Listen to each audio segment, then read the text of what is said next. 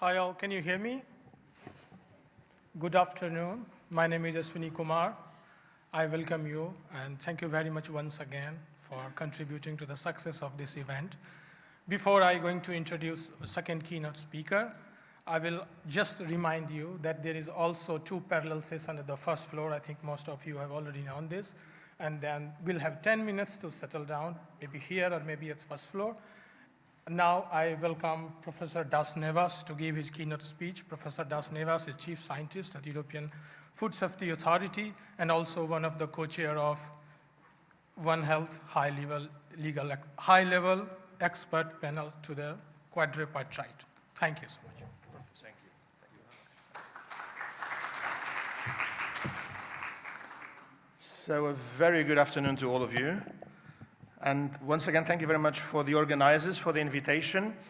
And I want to use perhaps this 20 minutes, now we are all on the post-digestive break, to try to engage with you and give you some ideas, perhaps have a little of a chit-chat, perhaps provoke you a little, and have a little of a reflection. I'll try to avoid the politics.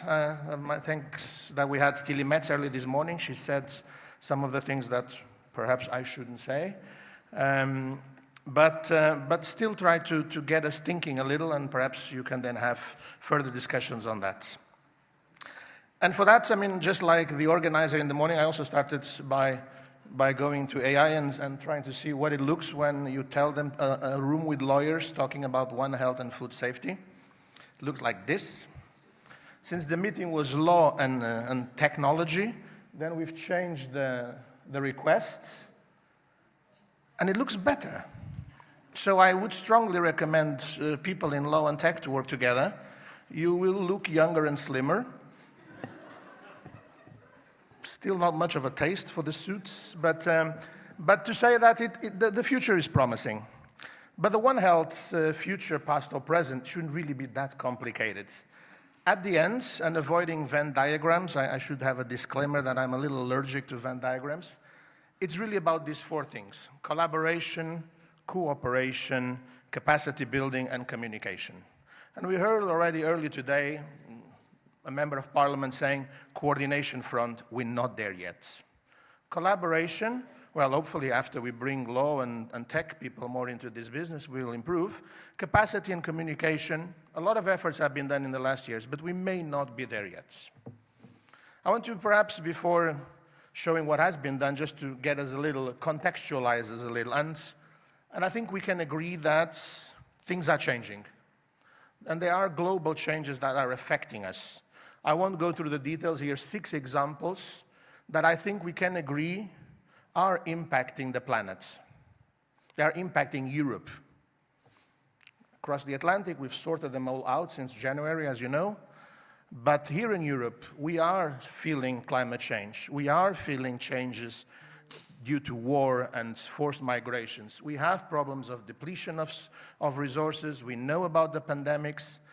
And it's not difficult when we start to put these numbers together and these examples to understand that they are interlinked, they impact each other, they affect each other, some are the root causes of each other's. And this should be enough to think that we need to think holistically, globally. But we have another reason why One Health is also important. As you know, today we are 1,716 days and a few hours away of achieving the SDG 30. And I just picked 4 randomly, and you will notice from the color, again, red, not good, that we're not there. 1,700 days away, we are not there. Whether we are talking of climate action, hunger, global health, or even responsible consumption. So there's a lot of reasons to think that interconnected problems need good solutions.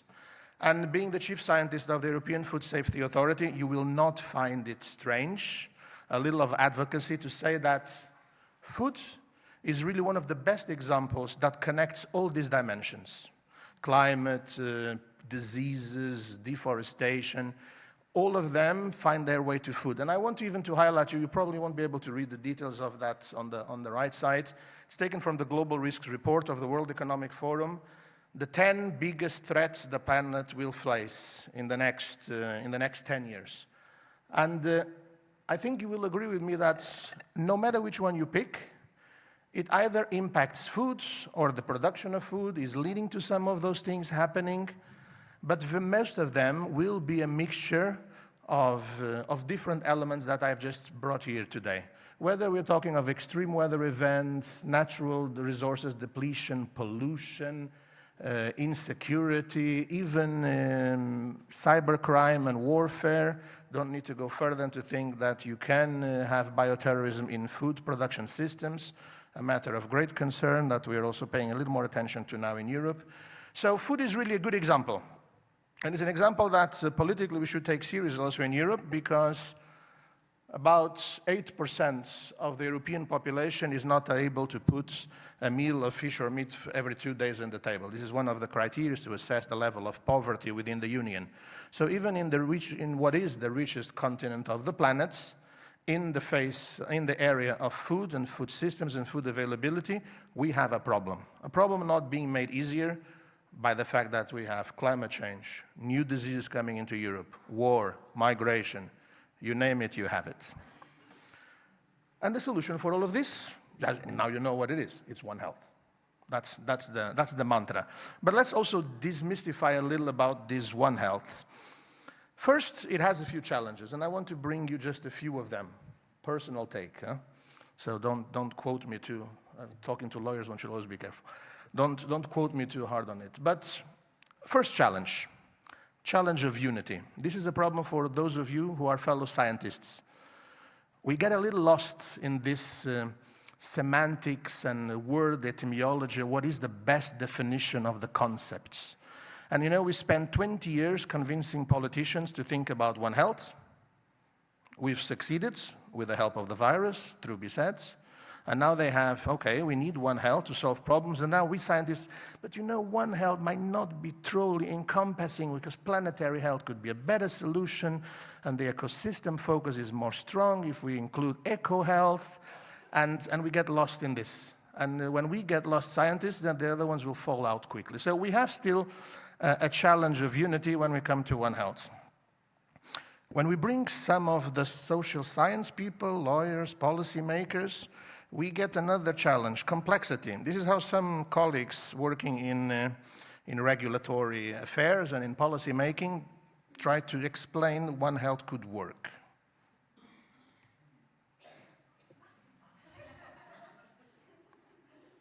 Not going to go good. So complexity, but the fact is that when you want to put everything together and everything is interconnected and interlinked, you have a problem. And for those of you who have the responsibility to regulate or to legislate, this is not just a problem, this is a nightmare. We have a problem of perception. Some people still think that this is a fight between us vets and doctors.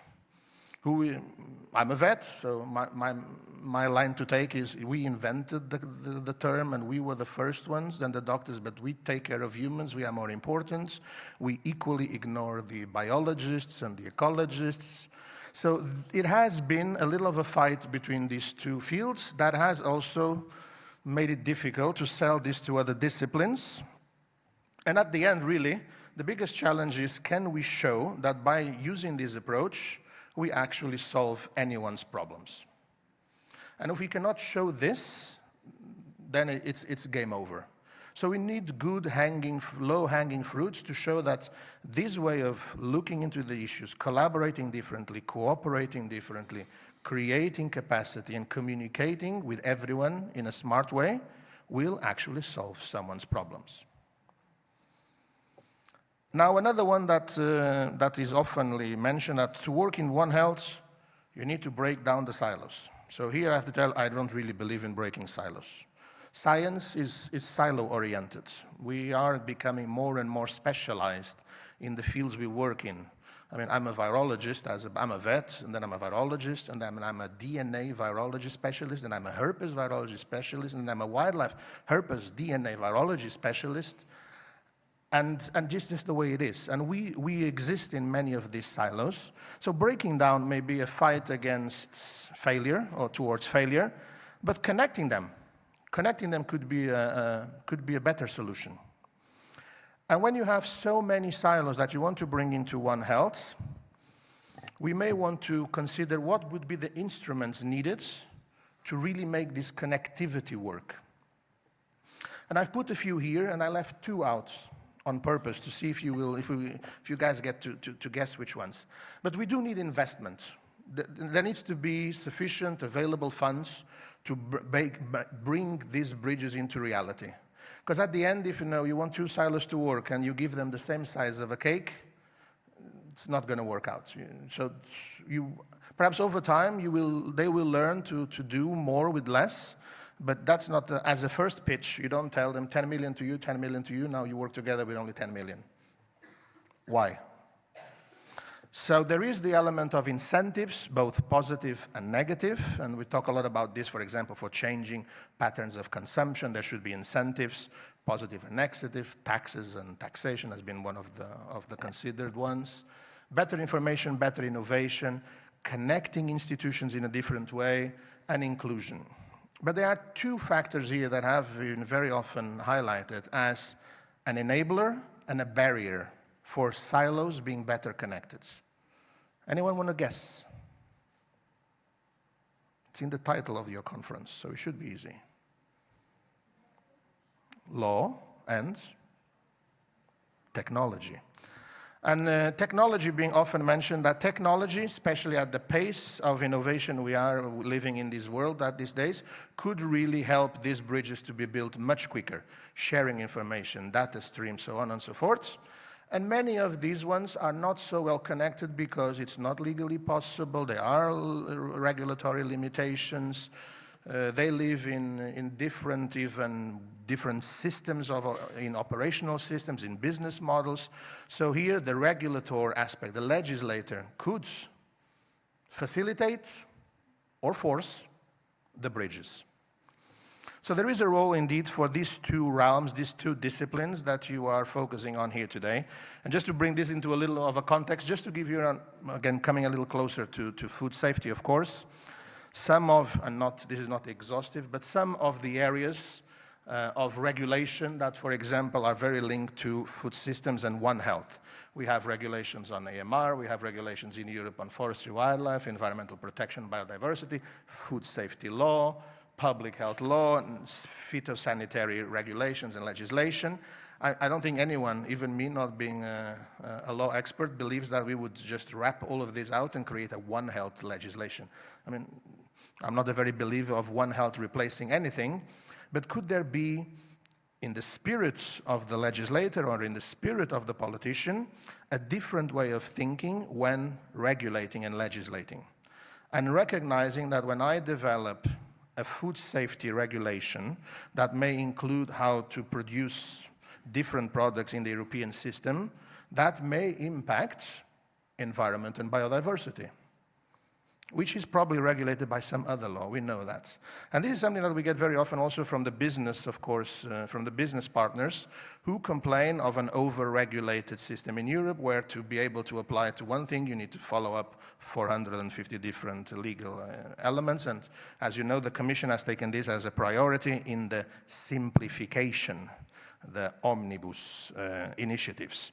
So the fact is that what would be a change would be a conscience, a transformative mind change, also from the legal perspective, from the policymaker, that some bridges across these silos could be a smart thing. And we are not totally avoiding it. So let's also keep a hope, a future look of hope. And the same could be said on the technology front. And here, just to bring you 5 examples of not all totally innovative, but 5 areas of technology development, very linked again to One Health. New surveillance technologies, drones, I put the drone picture here, it's a very easy one to think about, that are doing these days surveillance, data collection, being used in agriculture to adjust irrigation mechanisms and by doing saving water, looking for pests at initial stages. So this is an example. Data sharing and networking, all the elements and the capacity to share and create data. Of course, advanced modeling, the molecular and the genomic tools, also another impact area with strong regulation problems or challenges, let's put it like that. And of course, AI, the last but not the least, the power that AI can bring into this system. But the fact is that already now today, the use of these technologies are enabling us to, in a much perhaps better and more rational way, reduce threats of pests and diseases, to be better and to more quickly highlight signals of change that need to be addressed, have better prediction and modeling of future scenarios. So this is an example of how the use of this technology may have speeded up this idea of a different collaboration and a different capacity building than we had seen until today. So indeed, One Health benefits from a strong involvement of other disciplines than vets and doctors. And if you are in the legal or in the tech business, you are not just welcomed, you are essential. Because at the end, and as I said, I don't like so much the Venn diagrams, but I like puzzles. And I would say that this is One Health. These 4 pieces of the puzzle will have to work together for One Health to work. And if I want to be a little critical, I would say that so far, we've seen very often a policymaker and a political and a manager domain that is very reactive, only acts when it has already exploded. The proactive is not there. It's better reactive than not active at all, but the mindset is still not there. We have seen a society that very often has not been interested or well informed about many of these issues, and that now gradually is moving from uninformed to misinformed. And this has brought a new level of challenges that I think are mostly being represented again across the ocean, but which are also challenging us, for example, in trust of science, which was perhaps something unthinkable 20 years ago, that we are observing a decrease in the trust of science by society, also in Europe. We are also seeing a private sector that very often is unconvinced to make the commitment, to make the change, to make the investment. Why spend billions to prevent something that might never hit us? And we thought they've learned from COVID, and 5 years later, I'm not so convinced they've all learned from COVID, but this is also a mentality change. And last but not least, on this corner, research and innovation professionals, us, professionals working in One Health, that are very often not united enough. When we are looking for European funding, we go cannibalistic on each other. We don't often are able to combine a united message because there is, of course, a territorial feeling that we all have. So we are not there yet, but there is hope. And there is hope that things will get better, and you will allow me to focus now in Europe to give a few examples on how that hope is moving forward.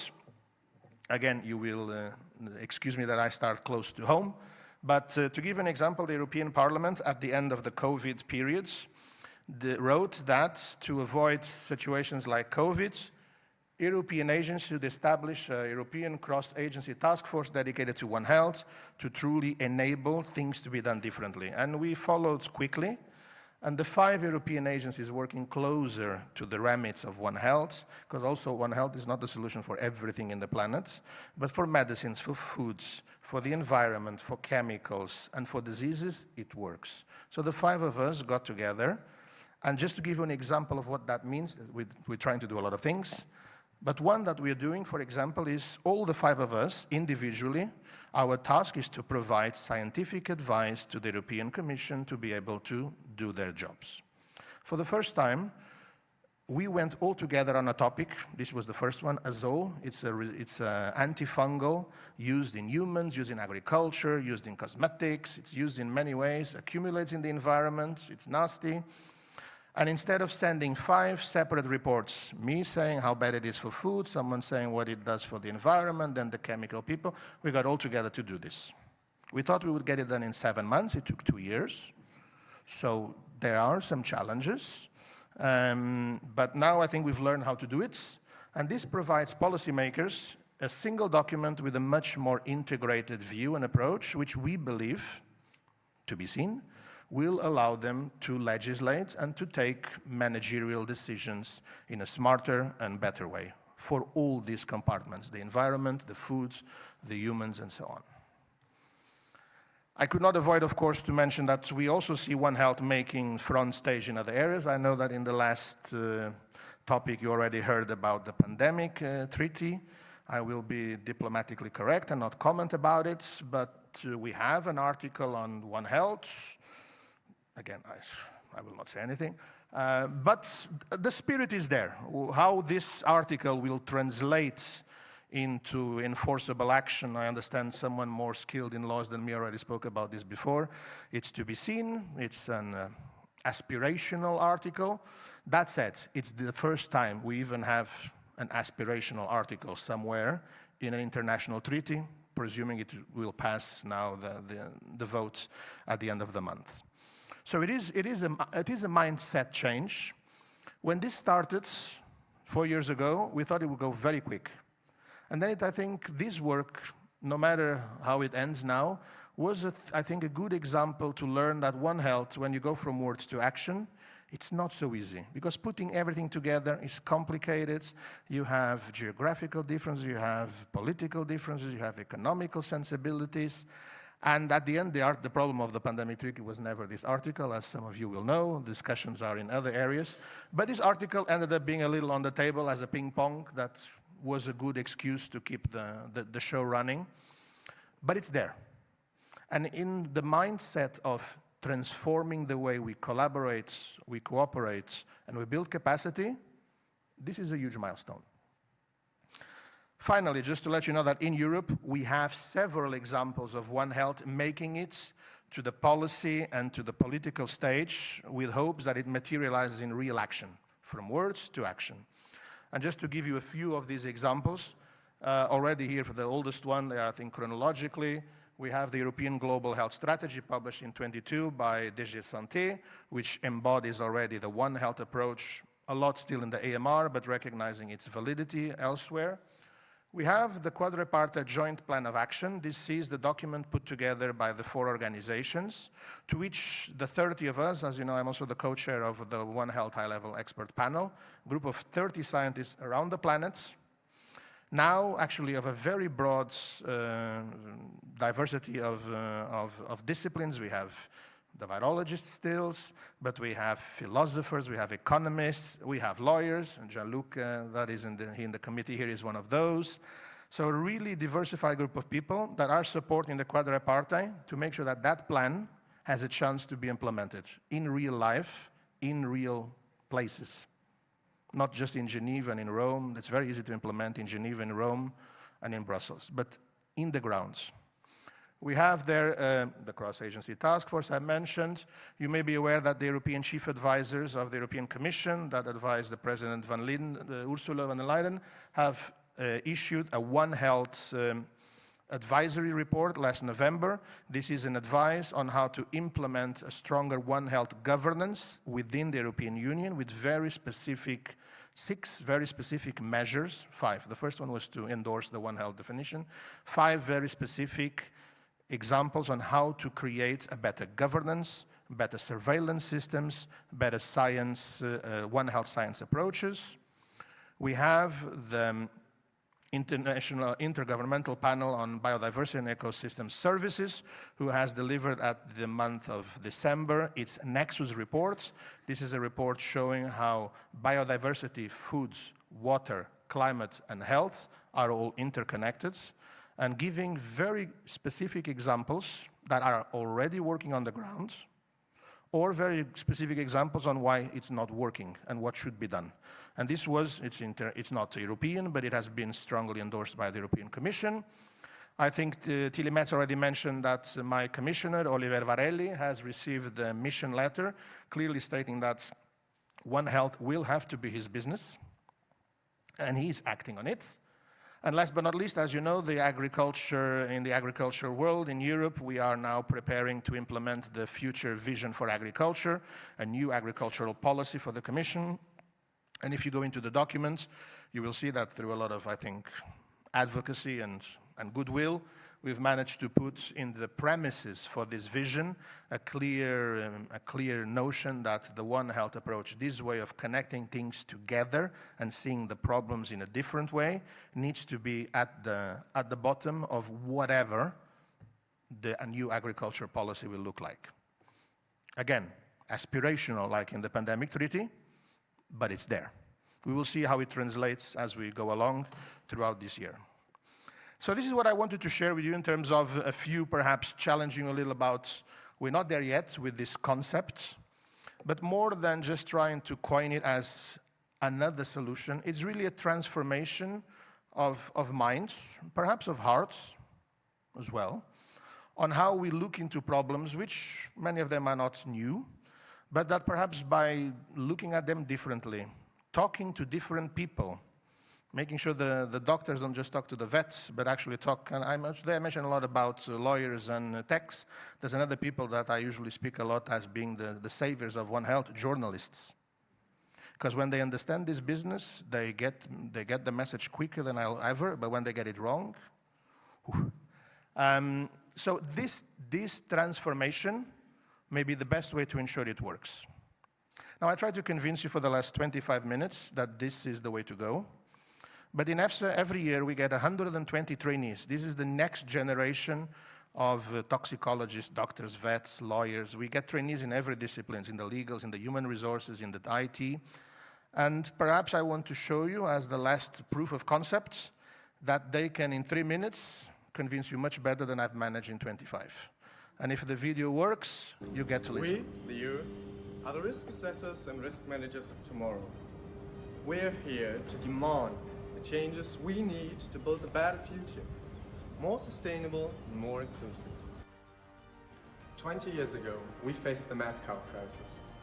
As a consequence, Europe built a legal and institutional framework that ensures the highest food safety standards in the world. Now, this framework has expired. This framework is no longer enough. It is no longer enough to address today's problems.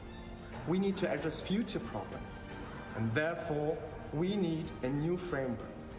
Member states, institutions, agencies, they are all working in boxes, but the problems are all interlinked.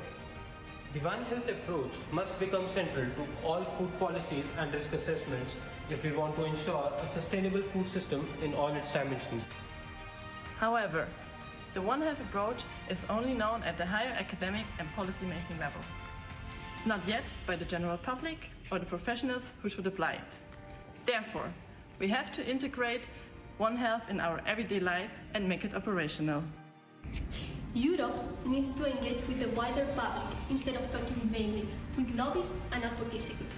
By involving all relevant actors in the decision-making processes, the implementation of our policies would be easier.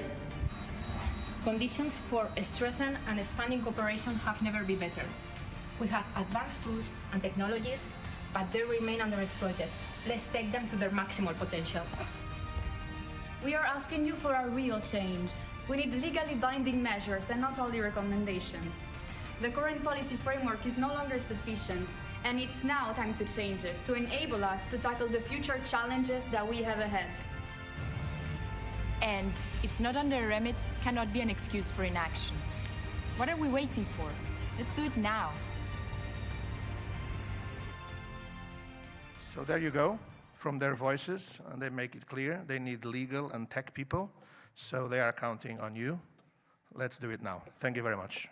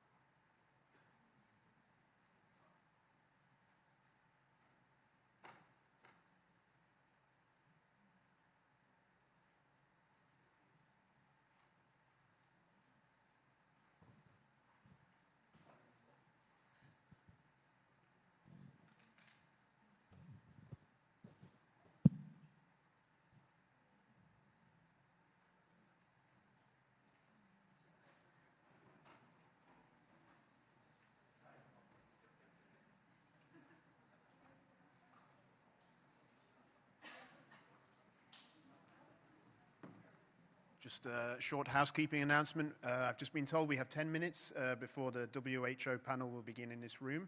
So you have time for a quick coffee, and then you can decide whether to stay here or move to the parallel events. So please be back in 10 minutes. Thank you.